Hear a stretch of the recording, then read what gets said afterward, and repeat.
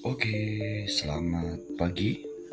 Berjumpa lagi dengan saya Ardinanta Arofi Jaga Pratama dalam mapel Sosiologi kelas 11. Sebelumnya apa kabar semua? Semoga dalam keadaan baik, sehat dan berbahagia. Ya, di sini Bapak melanjutkan materi kelompok sosial. Yang kemarin kan kita sudah mempelajari yaitu pengertian kelompok sosial, kemudian ciri-ciri kelompok sosial. Nah, sekarang kita belajar yuk apa saja sih faktor pembentuk kelompok sosial. Teman-teman di sini adakah yang sudah mengetahuinya? Oke, faktor yang pertama yaitu satu, daerah asal, kemudian kedekatan geografis, yang ketiga kesamaan keturunan, yang keempat kesamaan kepentingan. Oke, kita bahas yang nomor satu dulu ya, yaitu daerah asal. Daerah asal ya. Oke, kenapa sih daerah asal tuh kok dijadikan salah satu faktor pembentuk kelompok sosial? Jadi begini ya, karena dari daerah yang sama, dari asal yang sama, kemungkinan besar individu nih lebih gampang ya untuk berkomunikasi ya. Kenapa lebih gampang? Karena memiliki kesamaan cara berpikir. Yang kedua, memiliki kesamaan cara berbicara. Kemudian memiliki kesamaan budaya.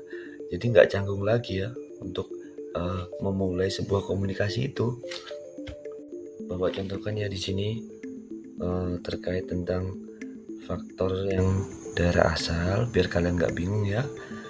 Coba perhatikan di daerah tempat kita nih ya, ada beberapa ya masyarakat perantau ya, khususnya mungkin dari Jawa misalnya ya. Ada masyarakat Jawa, entah itu dari Jateng, dari Jatim ya. Contoh, kalau Bapak nih dari Malang nih, ada paguyubannya masyarakat Malang. Kalau yang masyarakat Jateng ada juga. Kemudian ada masyarakat mana lagi? Batak, ya kan? Tentu kalian juga mengetahui. Kemudian ada contoh lagi masyarakat Sunda. Nah, dari situ yang dinamakan faktor pembentuk kelompok sosial berdasarkan daerah asal. Jadi kalau memang sudah sama-sama daerahnya, jadi lebih gampang ya untuk membentuk komunikasi yang selanjutnya akan membentuk kelompok sosial begitu. Mungkin kalau ada dari teman-teman mau memberi contoh yang lain juga boleh ya. Oke, faktor yang selanjutnya yaitu kedekatan geografis tempat tinggal. Semakin dekat dua orang individu itu, maka semakin sering melihat, kemudian sering berbicara, hingga sering bersosialisasi. Nah, dari situlah mengapa faktor kedekatan geografis tempat tinggal menjadi salah satu faktor pembentuk kelompok sosial. Di gambar pertama itu contohnya masyarakat pesisir yang bekerja sebagai nelayan ya, karena sering berinteraksi ya, karena sama-sama tinggal di daerah pesisir, maka mereka biasanya membuat kelompok sosial paguyuban nelayan itu ya, misal contohnya ya. Ada juga mereka yang sama-sama tinggal di desa ya, yang masih bekerja atau kerjaannya itu sebagai petani. Nah, di situ mereka kan dekat nih tempatnya nih, sering melihat, sering berbicara, sering sosialisasi, maka mereka lebih gampang ya membentuk sebuah kelompok sosial. Misalnya paguyuban petani desa apa, misalnya desa Maju Jaya. Yang selanjutnya, rumah-rumah di sini saya gambarkan tuh seperti rukun tetangga boleh atau rukun warga.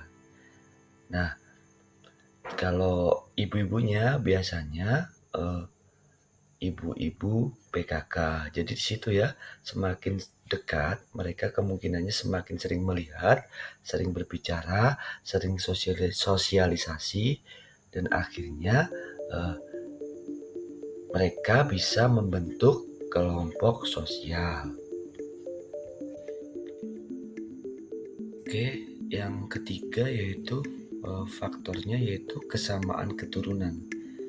Jadi, sebuah kelompok sosial yang terbentuk atas dasar keturunan biasanya orientasinya untuk menyambung tali persaudaraan, sehingga mereka saling berkomitmen dan aktif. Contohnya kelompok keturunan Cina, Arab, terus bisa kelompok keturunan Batak atau Minang, ya, sehingga mereka mudah untuk membuat paguyuban atau kelompok sosial atas dasar kesamaan keturunan. Begitu ya. Berbeda yang dari daerah asal ya, itu lebih kepada yaitu wilayah. Yang keempat yaitu kesamaan kepentingan. Nah, gimana nih kesamaan kepentingan? Maksudnya, dengan kesamaan kepentingan, maka kelompok sosial di sini akan bekerja sama mencapai kepentingan yang sama tersebut. Misal nih, sama-sama bekerjaannya nih, sama-sama seorang seniman. Nah, di sini kalian tentu tahu ya, mungkin ada beberapa contoh kesenian daerah yang mau punah nih misalnya, karena sudah banyak pemuda-pemudinya sudah tidak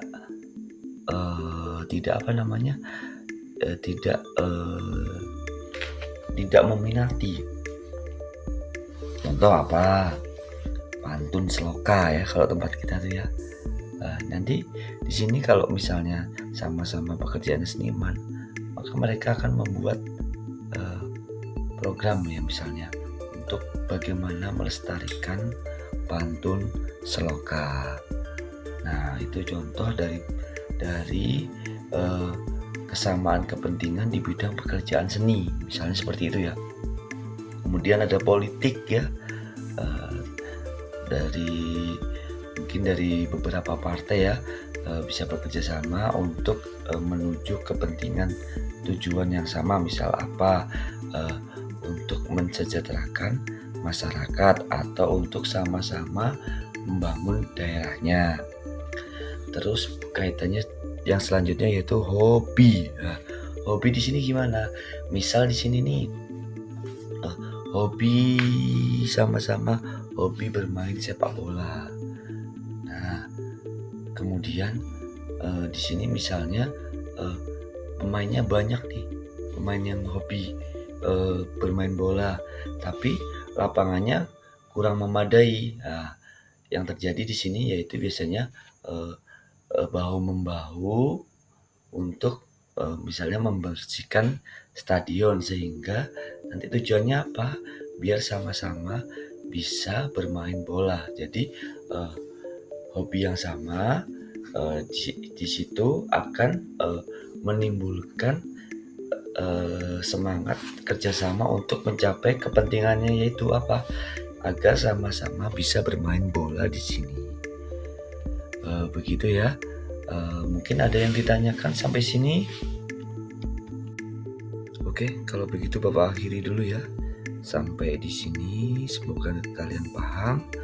Semoga bisa bermanfaat buat kalian. Minta maaf bila ada yang kurang ya. Saya akhiri. Wassalamualaikum warahmatullahi wabarakatuh. Bye bye.